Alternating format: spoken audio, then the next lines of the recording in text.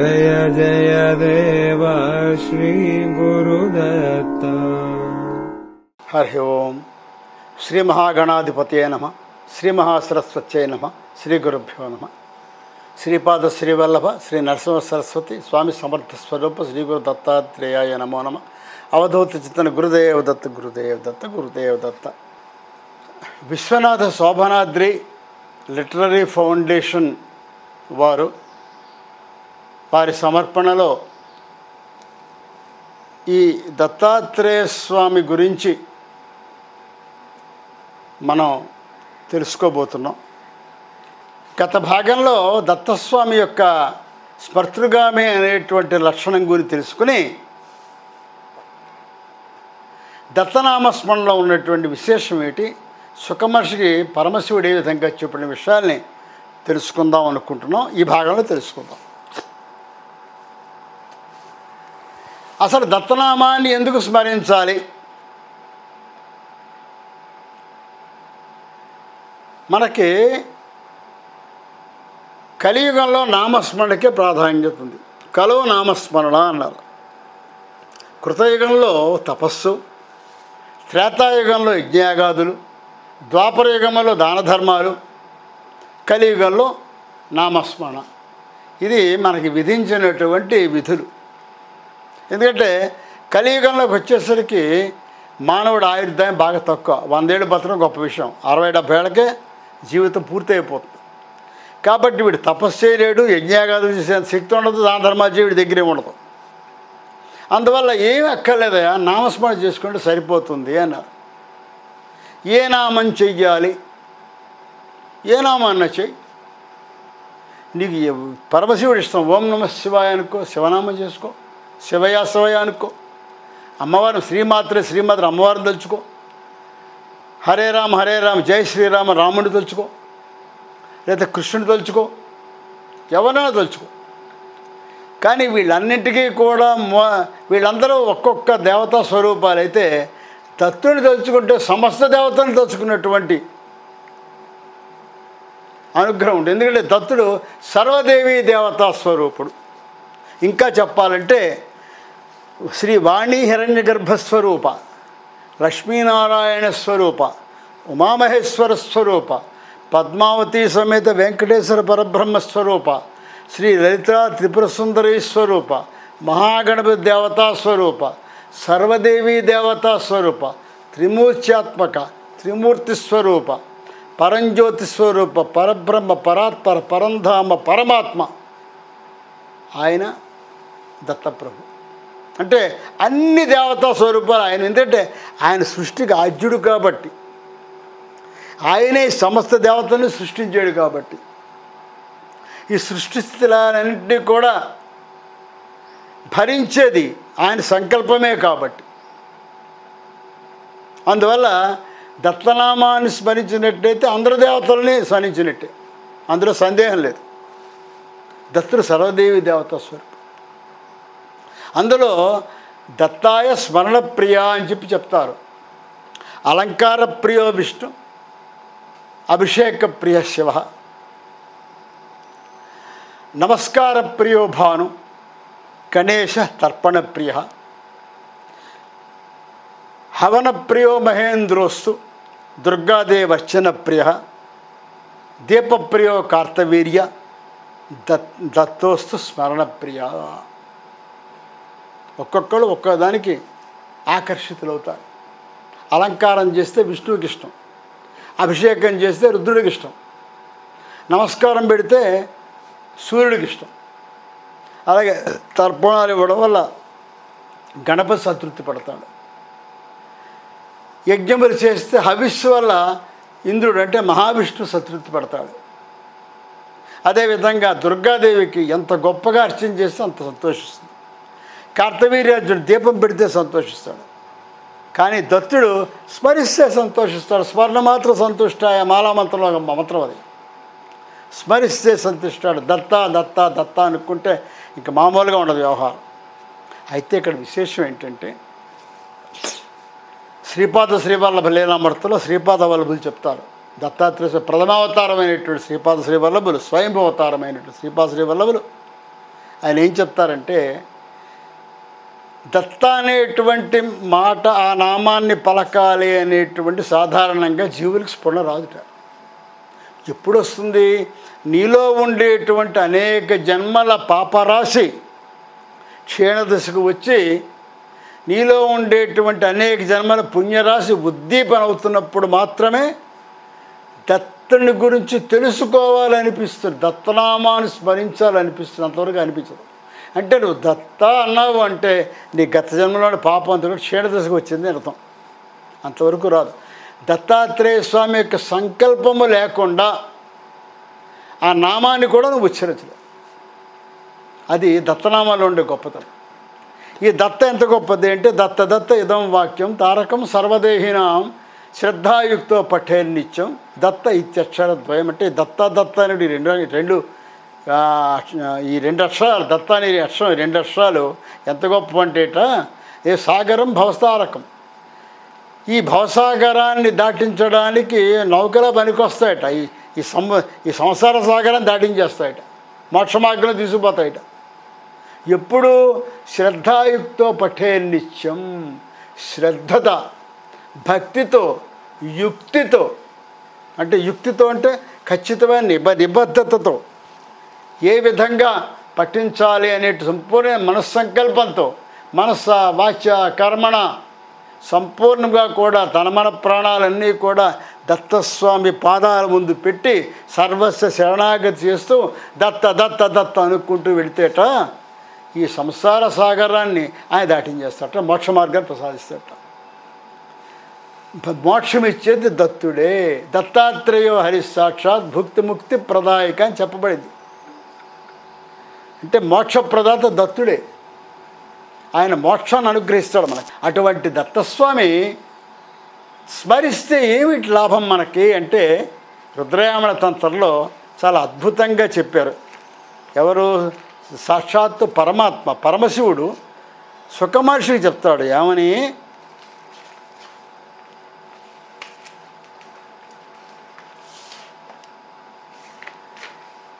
ఒక్కసారి సుఖమహర్షి అడుగుతాడు పరమశివుడి దగ్గరికి వెళ్ళి. సుఖమహర్షి అంటే ఎవరు? వేదవ్యాసుల వారి అబ్బాయి కొడుకు. సంపూర్ణ మూర్తికృత బ్రహ్మజ్ఞానం అంటారు సుఖమహర్షిని. బ్రహ్మ విద్య అంతా కూడా ఆయన కడదామనకం. బ్రహ్మజ్ఞాని, విరాగి, ఏ విధమైన నిస్సంగుడు, ఏ విధమైనటువంటి సంగములు అంటనివాడు, దిగంబరుడు. ఆయన ఏమి అసలు ఈ లోకం అంటే లోకంలో ఉండే స్త్రీ పురుష విచక్షణ కూడా తెలియనటువంటి వాడు. అంతటి మహానుభావుడు ఆయన. సంపూర్ణంగా ఆ విష్ణునామస్మరణలో తరించిపోతున్న మహానుభావుడు ఆయన సుఖమహర్షి. ఆయనే భాగవతం చెప్పాడు పరీక్షణ మహారాజుకి 7 రోజుల్లో. అటువంటి సుఖమహర్షి ఒకసారి మహాదేవుడి దగ్గరికి వెళ్ళి, మహాదేవా ఏమిటి అందరూ మా తండ్రి గారు కూడా దత్త దత్త అంటూ దత్తుడే పరతత్వం అని చెప్తున్నారు, ఇది ఎంతవరకు నిజమో అని అడుగుతాడు. దానికి ఈయనంటాడు, ఓ నాయన వ్యాసపుత్ర వినవయ్యా, అందరేమిటి, నీకు నాకు అందరికీ కూడా ఆయనే పరబ్రహ్మం, అందరికీ పూజనీయుడు ఆయన. ఆయన ఎటువంటి వాడయ్యా అంటేట, దత్తం సనాతనం బ్రహ్మం నిర్వికల్పం నిరంజనం ఆదిదేవం నిరాకారం వ్యక్తం గుణవివర్జితం. ఆయన ఆదిదేవుడు, నిరాకారుడు, సమస్త గుణములు కూడా వర్జించినటువంటి గుణాతీతుడు, మహానుభావుడు, సామాన్యుడు కాదు. ఆయన పరబ్రహ్మ, నిరంజనుడు. ఆయన స్మరిస్తే అంత గొప్ప. ఆయన ఏం చూడక్కర్లే, ఆయన స్మరిస్తే చాలట. దత్త దత్త అనుకుంటే చాలు. ఏమంటాడంటే, ఏతత్సర్వం కృతజ్ఞేన దత్త ఇత్యక్షరద్వయం అనేటువంటి మకుటంతో సుమారుగా 34 శ్లోకాలు చెప్తాడు దత్తస్తవరాజాలు. ఏంటంటే అవి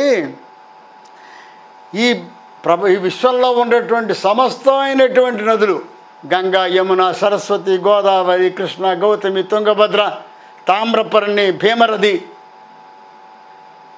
తపతి ఇత్యాది, ప్రణీత ఇత్యాది సమస్తమైనటువంటి పుణ్యనదులన్నింటిలోనూ కూడా స్నానం చేస్తే ఎంత పుణ్యం వస్తుందో అంత పుణ్యము కూడా ఏతత్సర్వం కృతంతేన దత్త ఇత్యక్షరద్వయం.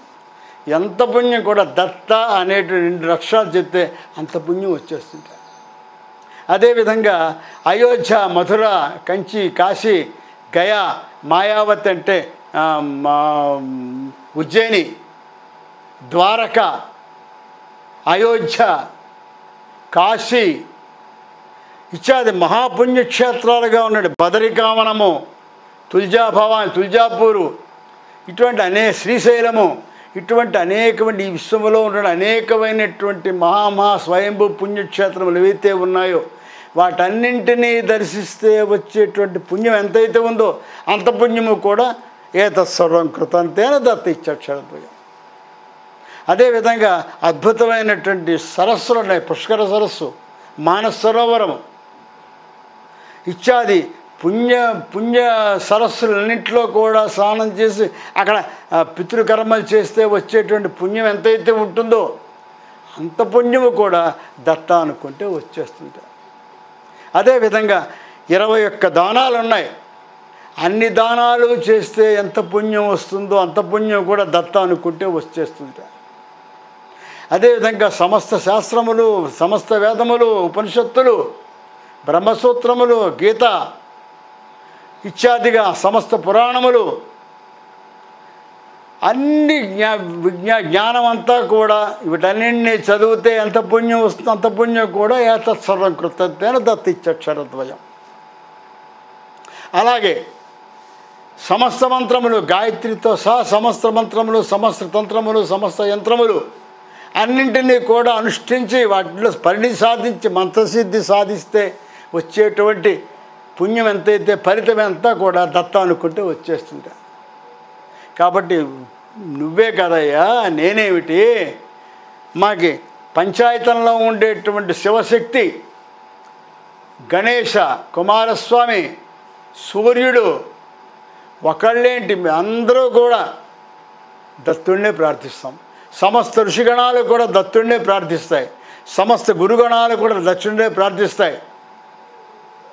అందరూ కూడా సమస్త దేవతలు, ఇంద్రాదేవతలు, బ్రహ్మగారు, విష్ణువు, నేను అందరం కూడా దత్తుడినే ప్రార్థిస్తామయ్యా. దత్త కృప కోసం పాటుపడుతూ ఉంటాము. కాబట్టి ఆయన సామాన్యుడు కాదయ్యా, ఆయన గురుస్వరూపము. గురువు ఎప్పుడు కూడా శివుడి కంటే అధికుడే, నాకంటే అధికుడే గురువు. ఆయన ఆది గురువు కాబట్టి ఆయన నామస్మరణ చేస్తే చాలు తరిస్తారు అనే విషయాన్ని దత్తస్తవరాజంలో సుఖమహర్షికి పరమశివుడు చెప్తాడు. ఇది రుద్రయామణ తంత్రంలో దొరుకుతుంది, మనకు ద్వితీయ ఖండంలో దొరుకుతుంది. అంటే దత్తనామంలో ఉండేటువంటి విశేషము, గుణము ఎంత గొప్పది అంటే దత్త అనుకుని మనస్ఫూర్తిగా మనం ఆ నామాన్ని నిరంతరం స్మరణ చేసుకుంటుంటే ఎలా ఉందంటే లోపల మనకి తెలియకుండానే ఆ దత్త చక్రం తిరిగిపోతూ ఉండాలి లోపల ఆ నామం. అలా ఉన్నప్పుడు గూఢాకార శరత శాసం వాంఛితం ధాతుకామ, నిరంతరం నీ వెనక్కాలే ఉండి స్మర్తృగామైనటువంటి పేరు నిలబెట్టుకుని నీకేం కావాలో అడగకుండా ఇచ్చేస్తాడు. అడిగిన వాడికి అడిగినంత ఇస్తాడు, అడగని వాడికి అన్నీ ఇచ్చేస్తాడు. అది దత్తుల్లో ఉండేటువంటి గొప్ప విశేషము, గొప్పతనం. ఈ దత్తనామాన్ని, దత్తస్వామిని కనుక కొలుచుకుంటే ఇటువంటి అనేకమైన ప్రయోజనాలు ఉన్నాయి. ఇక దత్తస్వామికి అమ్మవారికి శ్రీచక్రానికి ఉన్నటువంటి సంబంధం ఏమిటి? చిత్రం ఏమిటంటే అమ్మవారికి అహోపురూషిక అనేటువంటి ఒక నామం ఉంది. అహోపురూషిక లక్షణము అంటే అమ్మవారు సంకల్పము చేత వచ్చినట్టు పురుష రూపమే మహాకామేశ్వరుడని, ఆయనే దత్తాత్రేయుడని అంటారు. అమ్మవారికి నాకు అభేద రూపం అనేటువంటి విషయం దత్తస్వామి చెప్పాడు. ఎక్కడ? త్రిపుర రహస్యంలో చెప్పాడు.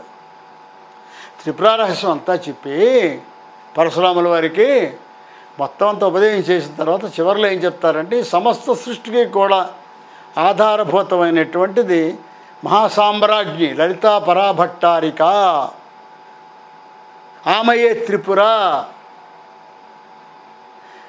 సంకల్పము నాదైనప్పటికీ నా సంకల్పాన్ని నెరవేర్చే బాధ్యత ఆవిడది. నా అనుజ్ఞ లేకుండా ఆమె సృష్టి చేయదు. కానీ సృష్టి అనేటువంటిది స్త్రీ శక్తి ద్వారా రావాలనేట్టు ప్రకృతి నియమం ఉంది కాబట్టి స్త్రీ రూపంలో నేనే లలితా త్రిపుర సుందరిగా సృష్టి చేస్తూ ఉంటాను. ఈ సమస్త సృష్టికి ఆధారభూతమైన త్రిపురయే, ఆమెయే నేను. మా ఇద్దరిది అభేద రూపము, స్త్రీ రూపంలో లలితను, పురుష రూపంలో దత్తాత్రేయుడను అని చెప్పి చాలా స్పష్టంగా స్వామి చెప్పడం జరుగుతుంది, దత్తాత్రేయ స్వామి. ఇక శ్రీచక్రంలో బిందువు, బిందువు పైన త్రికోణము ఉంటాయి. శ్రీచక్రం అనేటువంటిది మహోన్నతమైనటువంటి యంత్రరాజ్యం. అది యంత్రములన్నింటికి రాజు లాంటి యంత్రం, అది చక్రవర్తి లాంటి యంత్రం. అది సాక్షాత్తు బిందు రూపంలో పరతత్వమైనటువంటి లలితా త్రిపుర సుందరి రాజరాజేశ్వరి కొలువై ఉంటుంది అక్కడ. మరి ఈ మూడు కోణములు త్రికోణముల మధ్యలో ఉండే బిందు రూపంలో ఉంటే, ముందుగా ఉండే మూడు కోణముల్లోనూ కూడా ముగ్గురు దేవతలు ఆ కోణముల్లో ఆ త్రికోణముగా ఏర్పాటై ఉంటారు. ఆ మధ్యలో బిందు రూపంలో అమ్మవారు ఉంటుంది. ఎవరెవరయ్యా అంటే ఆమె మహాకామేశ్వరి, వజ్రేశ్వరి, భగమాలిని అనేటువంటి రూపాలతో మూడు నామధేయాలతో పిలువబడేటువంటి ముగ్గురు దేవతలు ఆ త్రికోణాన్ని రక్షిస్తూ ఉంటారు. అయితే శ్రీ విద్యార్ణవ తంత్రము అనేటువంటి గ్రంథం ప్రకారము ఏమనుందంటే, రుద్రాత్మశక్తి సంహిత కామేశ్వరి సర్వసిద్ధిద, వజ్రేశ్వరి మహాదేవి విష్ణుశక్తి హృదీయత, బ్రహ్మాత్మశక్తి రుదిత దేవి భగమాలిని అని చెప్పాడు. అంటే ఇక్కడ ఈ కామేశ్వరి అనే త్రికోణం అంటే పైన తర్వాత పైన ఒక అంటే త్రికోణం తిరగబడి ఉంటుంది. ఇక్కడ మూడు కోణముల్లోనూ ఇలా తిరగబడి ఉంటుంది అన్నమాట త్రికోణం అంటే. అందులో పైన ఉండేటువంటిది కామేశ్వరి, మహాకామేశ్వరి అంటారు, అంటే రుద్రశక్తి. అంటే రుద్రుడు అక్కడ ఉంటాడు. కుడి భాగమైనటువంటి కోణములో వజ్రేశ్వరి ఉంటుంది, అంటే ఆ విష్ణుశక్తి, మహావిష్ణువు ఉంటాడు అక్కడ. వామభాగంలో ఉండేటువంటి కోణములో భగమాలిని అనేటువంటి దేవత ఉంటుంది. అది బ్రహ్మ యొక్క శక్తి, అక్కడ బ్రహ్మగారు ఉంటారు. మూడు శ్రీశక్తులు అనుకుంటే మధ్యలో ఉన్నది అమ్మవారు రాజరాజేశ్వరి లలితాపరా భట్టారిక. మూడు పురుష శక్తులు అంటే బ్రహ్మ విష్ణు మహేశ్వరులు అనుకుంటే మధ్యన త్రిమూర్తాత్ముడైన బిందు రూపంలో దత్తాత్రేయులు వారు. అంటే శ్రీ విద్యలో దత్తాత్రేయుడికి లలితా త్రిపుర సుందరి అభేద రూపము, అభిన్న రూపము, ఇద్దరూ ఒకటే, తేడా లేదు. త్రిపుర రహస్యంలో ఇదే చెప్పబడింది. అదేవిధంగా శ్రీ విద్యార్ణవ తంత్రంలో కూడా ఇదే చెప్పబడింది. కాబట్టి ఇక్కడ అమ్మవారికి అయ్యవారికి అభేద రూపం, ఇద్దరూ ఒకటే. ఆమె మహాకామేశ్వరి అయితే ఆయన మహాకామేశ్వరుడు అవుతాడు, ఆమె మహాలక్ష్మి అయితే ఆయన మహావిష్ణువు అవుతాడు, ఆయన మహాగౌరి అయితే ఆయన మహాశివుడు అవుతాడు, ఆమె సరస్వతి అయితే ఆయన బ్రహ్మ అవుతాడు, ఆమె పద్మావతి అయితే ఆయన వెంకటేశ్వరుడు అవుతాడు. కాబట్టి ఆ రూపభేదముల్లో వచ్చేటువంటి దాన్ని బట్టి ఆ జంటలో ఉండే పేర్లు ఆ రూపం మారుతాయి. కానీ అన్నీ కలిపినటువంటి సమస్త దేవతా స్వరూపమైనటువంటి లలితాపరా భట్టారికే దత్తాత్రేయుడు. కాబట్టి ఇద్దరిది అభేద రూపము. ఆ విషయం శ్రీయంత్రంలో కూడా శ్రీచక్రంలో కూడా రుజువు చేయబడింది. ఇక దత్తాత్రేయ స్వామి రూపములో ఆయనకి ప్రాధాన్యత బాగా ఉండేటువంటిది ఏమిటి అంటే, ఆయన పక్కన ఒక గోవు ఉంటుంది, వెనకాల ఒక ఔదంబర వృక్షం ఉంటుంది, ఆయన ముందు 4 కుక్కలు ఉంటాయి. ఆయన చేతుల్లో 6 చేతుల్లో కూడా కమండలము, అక్షమాల, ఢమరకము, త్రిశూలము, శంఖము, చక్రము ఉంటాయి. మాలా కమండధర కర్పత్మే మధ్యస్థ పాణియుగలే ఢబర త్రిశూలే యశ్వస్వ ఊర్ధ్వకరయో శుభశంఖ చక్రే వందేత మత్రివర్ధం భుజషట్కయుక్తం అని చెప్పబడింది. ఇది ధ్యాన శ్లోకం, దత్తాత్రేయ అత్రివర్ధ ధ్యాన శ్లోకం. ఇది అంటే ఏంటంటే ఆయన 2 చేతుల్లోనూ కూడా దిగువన్న చేతుల్లో కమండలము, అక్షమాల ఉంటాయి. ఇది బ్రహ్మగారి స్వరూపం. అదేవిధంగా మధ్యస్థ పాణియుగలే డమర త్రిశూలే, మధ్యలో ఉండే రెండు చేతుల్లో కూడా డమరకము త్రిశూలము ఉంటాయి. యశ్వస్వ ఊర్ధకరయో శుభశంఖ చక్రే, పైన ఉండేటువంటి రెండు చేతుల్లోనూ కూడా చక్రము శంఖము ఉంటాయి. అయితే ఇందులో విచిత్రం ఏమిటంటే ఇది గురుదేవదత్త. దత్తాత్రేయుల వారు కేవలము గురువే కాదు, దేవుడు కూడా గురుదేవ స్వరూపం. ఇది ఎవ్వరికీ లేదు, ఏ దేవతా స్వరూపానికి కూడా లేనటువంటి విశేషం ఏమిటంటే గురుదేవుడు, గురుదేవదత్త అంట. అవధూత చింతన గురుదేవదత్త. గురుస్వరూపము దైవస్వరూపం రెండు ఉంటాయి.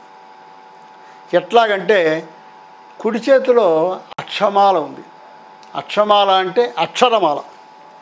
ఆ నుంచి క్ష వరకు ఉన్నటువంటి 56 నక్షత్రములు అందులో ఉంటాయి. అంటే ఈ అక్షరములలోనే సమస్తమైన మంత్రములు కూడా ఈ 56 అక్షరాల్లోనే ఉంటాయి. ఇది దాటి వేరే ఉండదు. కాబట్టి మంత్రాత్మకమైనటువంటి మంత్రోపదేశం, మంత్రము మనకు ఉపదేశించేది గురువు. అంటే సమస్త మంత్రములతో కూడుకున్న అక్షమాలని చేతిలో ధరించినటువంటి గురుస్వరూపం అవుతుంది. అదేవిధంగా ఢమరకం ఉంటుంది. ఢమరకం అంటే శబ్దం, నాదం. అక్షరమాలను మనం జపిస్తున్నప్పుడు ఎందుకు మంత్ర జపం చేస్తామంటే మంత్రసిద్ధి కోసము. మనం ఏ మంత్రాన్ని జపిస్తున్నామో దాని అధిష్టాన దేవత ప్రసన్నత కోరుకొని తదుపరి మోక్ష సాధనకి మనం చేసేటువంటి ప్రక్రియల్లో మంత్రసిద్ధి ఒకటి, మంత్ర అనుష్ఠానం ఒకటి. అది ప్రసాదించేది గురువు. అందువల్ల అక్కడ గురుస్థానం మొదలైంది అక్కడ. అదేవిధంగా ఢమరకం అనేటువంటిది నాదానికి ప్రతీక. అంటే అజ్ఞాచక్రానికి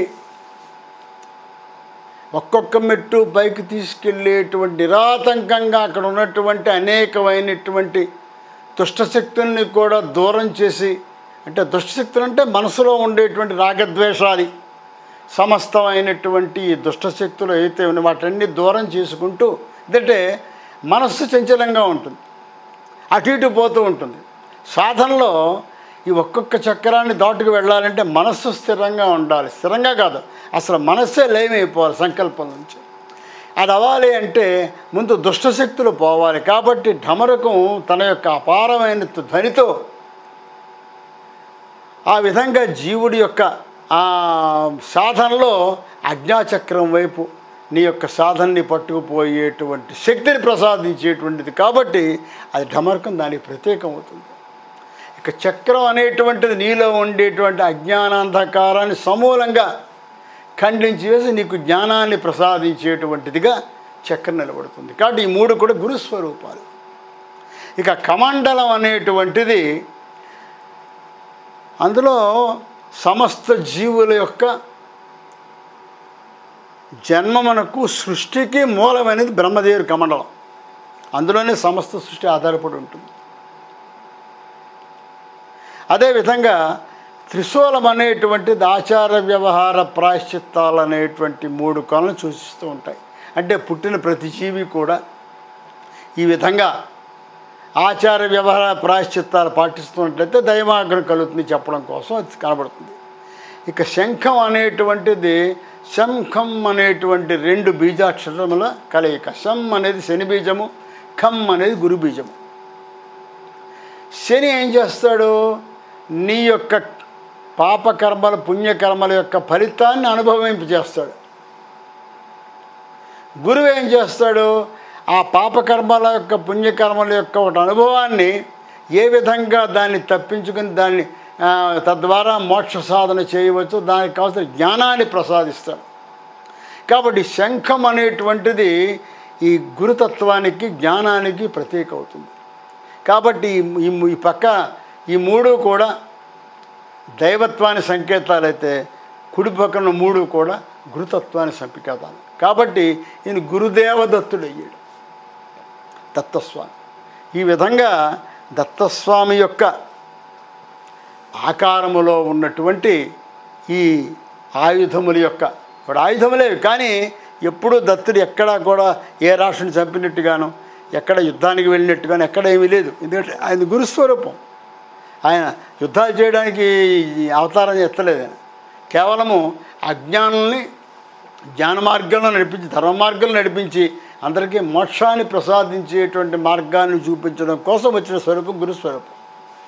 అందువల్ల ఆయన ఆయుధాలన్నీ కూడా ప్రత్యేకలే కానీ ఆ ఆయుధాలు ఎక్కడా ఉపయోగించినటువంటి సందర్భం ఎక్కడా లేదు. కేవలం ప్రతీక. ఇది దీనికి సంకేతం అని చెప్పడానికి అంతవరకే పరిమితం అవుతుంది. ఈ మిగిలిన ఈ గోవు కానీ, ఈ కుక్కలు, ఈ ఔదంబరము, వీటి తాలూకా దేనికి ఇవి ప్రతీకలు అనేటువంటి తెలుసుకుని వచ్చే భాగాల్లో ఇంకొంచెం ఈ విశేషాలు తెలుసుకుందాం. అంతవరకు స్వస్తి. అందరికీ నమస్కారం. ఈ వీడియో మీకు నచ్చినట్టయితే, ఇలాంటి మరిన్ని వీడియోలు చూడాలనుకుంటే మన ఛానల్ని లైక్ చేయండి, సబ్స్క్రైబ్ చేయండి. ధన్యవాదాలు.